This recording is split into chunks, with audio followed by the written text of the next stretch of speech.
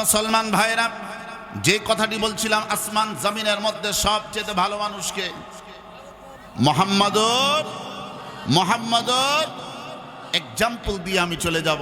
এরকম পৃথিবীর জমিনে মানুষ আছে আল্লাহর নবী বাদ দিয়ে অন্য কাউকে ভালো মানুষ বলতে চায়, ইতিপূর্বে বলেছে। তার প্রমাণ জামালপুরে মাহফিলে গেলাম, যাওয়ার পরে 2 বছর আগের কথা, এরকম বিশাল বড় মাহফিল, আমি বসে আছি।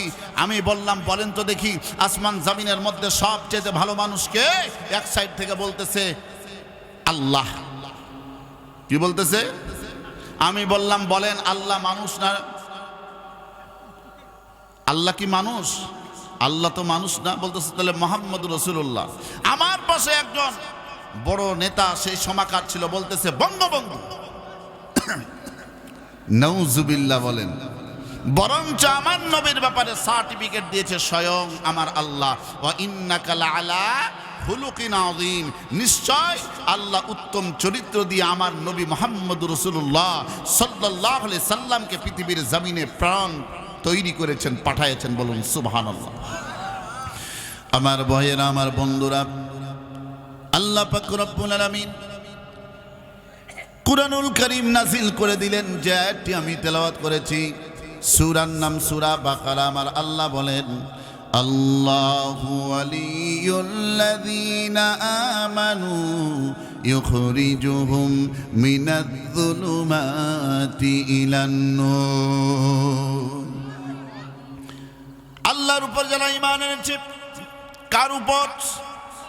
আরে ভাই কথা কন না কেন? আল্লাহর উপর যারা ঈমান এনেছে এবং আল্লাহর বিধিবিধানগুলোকে যারা মেনে নিয়েছে, যারা পালন করেছে।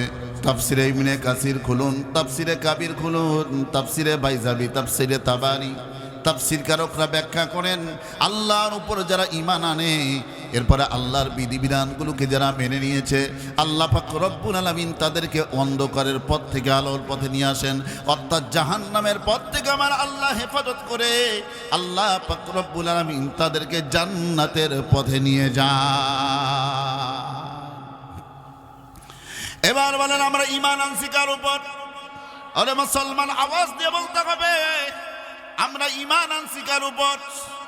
আল্লাহর উপর আমরা ঈমান এনেছি এবং আল্লাহর বিধান এই কোরআনকে আমরা মানব কি মানব না? ও মুসলমান ভাইরা, আমরা জান্নাতে যেতে যাই, এর মধ্যে কি কোনো সন্দেহ আছে? না না না, এর মধ্যে কোনো সন্দেহ নাই। আল্লাহ পাক রব্বুল আলামিন বলেন, আমি আল্লাহর উপর যারা ঈমান এনেছে তাদের কোনো টেনশন নাই। আমার নবী, বিশ্ব নবী মুহাম্মদুর রাসূলুল্লাহ সাল্লাল্লাহু আলাইহি ওয়াসাল্লাম বলেন, এই আয়াতের তাফসিরে ব্যাখ্যায় আরেকটি হাদিস নিয়ে আসা হয়েছে। আমার নবী মুহাম্মদুর রাসূলুল্লাহ সাল্লাল্লাহু আলাইহি ওয়াসাল্লাম যখন বিদায় ভাষণ দেন, আমার নবী একটি শব্দ ব্যবহার করেন, একটা সহিহ হাদিস। ক্বালা রাসূলুল্লাহ সাল্লাল্লাহু আলাইহি ওয়াসাল্লাম, তারাকতু ফীকুম আমরাইন লান তাদিল্লু মা তামাসসাকতুম বিহিমা কিতাবাল্লাহ ওয়া সুন্নাতা রাসূলিহ। আল্লাহর নবী বিশ্ব নবী বলেন, আল্লাহর কিতাব তার নাম কি? তার নাম হচ্ছে আল কুরআন ও সুন্নাত রাসূলি। রাসূলুল্লাহ সাল্লাল্লাহু আলাইহি সাল্লামের আদর্শকে যারা গ্রহণ করে, আল্লাহ পাক রব্বুল আলামিন তারা কখনো পথভ্রষ্ট হবে না, তারা কখনো খারাপ পথে যাবে না, তারা কখনো জাহান্নামের পথে যাবে না। আল্লাহ পাক রব্বুল আলামিন তাদেরকে জান্নাতের মেহমান হিসেবে কবুল করে নিয়েছে।